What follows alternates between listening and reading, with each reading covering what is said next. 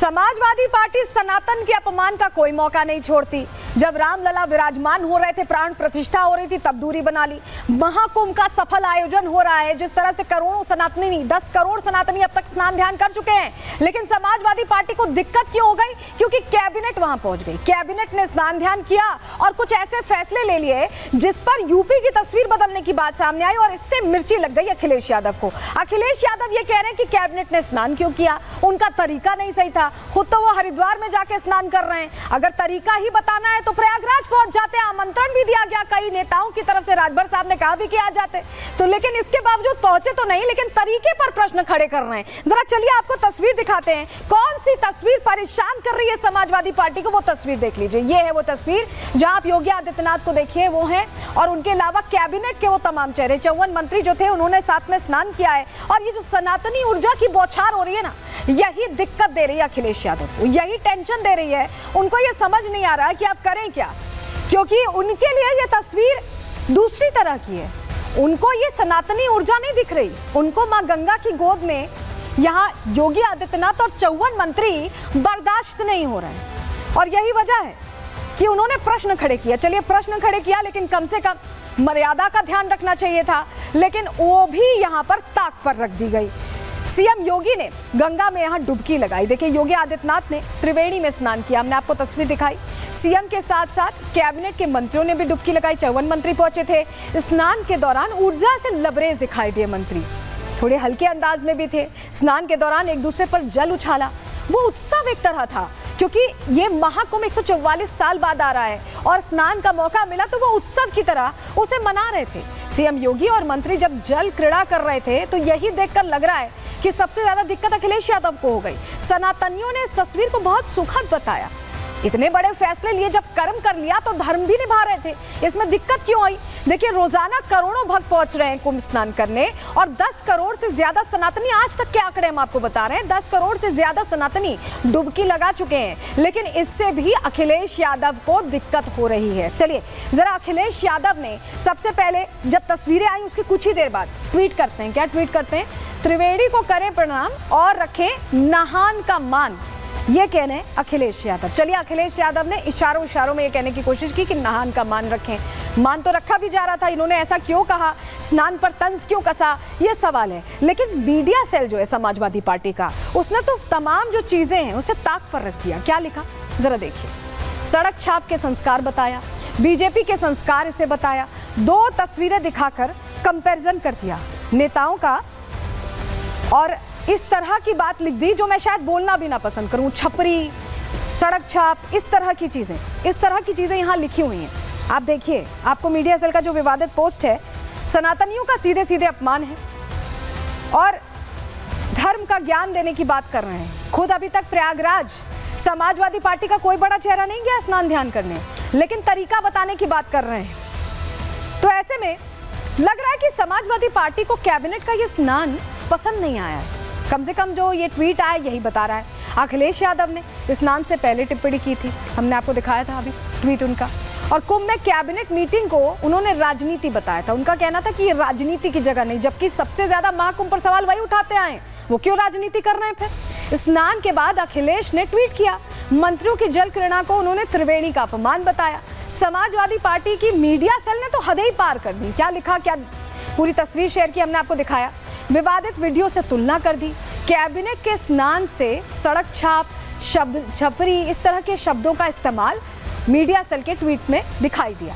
तो आप खुद सोचिए, अखिलेश यादव खुद कभी कहते हैं पीडीएफ पत्रकारिता करने लगते हैं, कभी वो कहते हैं कि व्यवस्थाएं पूरी नहीं, मतलब तैयारी के समय की तस्वीरों को शेयर कर देंगे और कहेंगे कि व्यवस्थाएं पूरी नहीं है, महाकुंभ में स्नान करने गए नहीं है, तरीका बताने की बात करें, खुद क्यों नहीं चले जाते? ये बहुत बड़ा प्रश्न है और यही प्रश्न बीजेपी पूछ रही है।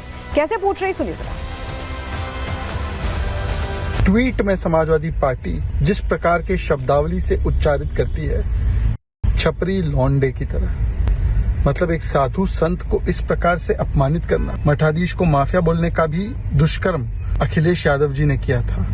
अब उनकी पार्टी जो है, गोरक्षनाथ पीठ के महंत को जिस शब्दावली से बोल रही है, ये दिखाता है कि न केवल साधु संतों का, महंतों का अपमान, हिंदू समाज का, हिंदू धर्म का अपमान, महाकुंभ का अपमान, डुबकी मतलब कि आस्था का जो बहुत ही पवित्र स्नान है उसका भी अपमान, यही समाजवादी पार्टी की पहचान। तो कैबिनेट को लेकर के जिस तरह के शब्द इस्तेमाल किए हैं, मां गंगा की गोद में बच्चे पहुंचने के बाद मां मानते हैं और हालात के साथ उत्साह के साथ अगर वहां स्नान कर रहे हैं तो ये समाजवादी पार्टी को नागवार गुजर रहा है। समाजवादी पार्टी ने कभी गंगा मैया को अपनी मां माना होता तो शायद वो इस तरह की बात न कहते, लेकिन समाजवादी पार्टी ने मजहबी तुष्टीकरण हमेशा करने का काम किया है।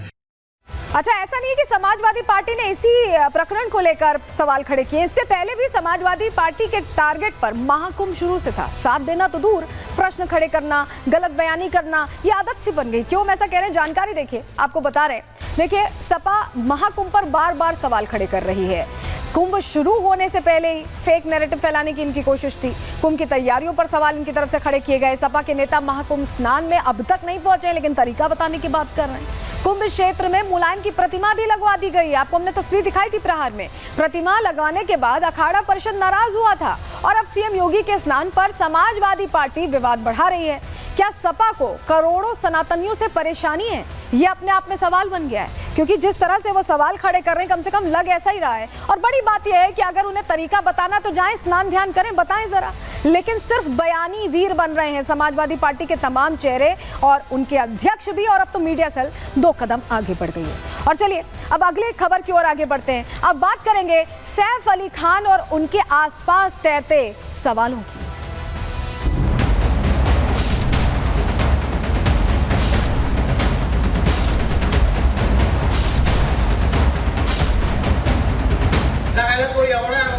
बाहेरून चालत होतं, मलाच संशय राहिला का घरात चाकू मारला की ह्यांनी कुठेतरी असंच ऍक्टिंग करून बाहेर निघाला, असं टुन करून असतंय ते। कोई व्यक्ति 4 दिन के अंदर ऐसा हंसते खेलते उछलते कूदते पहुंच जाता है, क्या यह संभव है? ये मेडिकल चमत्कार है। चाकू कितना भी अंदर घुसा हुआ आदमी जिंदा है और अपने पैरों पर चलकर घर जा रहा है।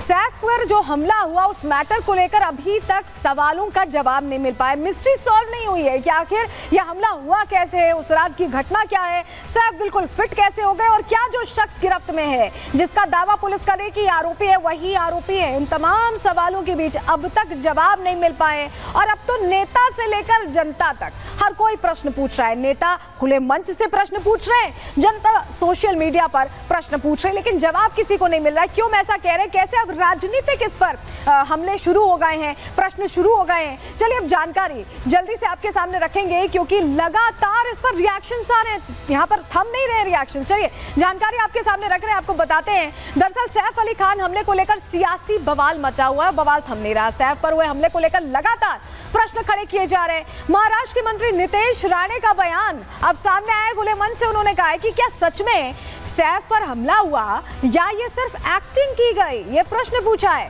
सैफ के अस्पताल से डिस्चार्ज होने पर भी उन्होंने हैरानी जाहिर की और ये कहा कि इतनी जल्दी फिट एंड फाइन कैसे हो गए। तो ये अपने आप में प्रश्न बने हुए हैं और नितेश राणे पहले ऐसे शख्स नहीं है जिन्होंने ये सवाल पूछा है। और भी के चेहरे, संजय निरुपम के बारे में हमने कल आपको बताया था, लेकिन नितेश राणे ने अब क्या क्या चीजें पॉइंट की हैं, सुनिए जरा। बघा त्या बांगलादेश पहिले काय करतात त्या मुंबईमध्ये, त्या सैफ अली खानच्या घरात घुसले, म्हणजे नालायक बघा किती आहेत। पहिलं फक्त नाक्यावर उभं राहायचे, आता घरात घुसायला लागलेले आहे। कदाचित त्याला घेऊन जायला आले असतील, हे घाण लेकी जो आम्हाला जायला तो एवढा तो असा बाहेरून चालत होता, मलाच संशय राहिला का घरात चाकू मारला की ह्यांनी कुठेतरी असंच ऍक्टिंग करून बाहेर निघाला, असं टुन करून असतंय ते।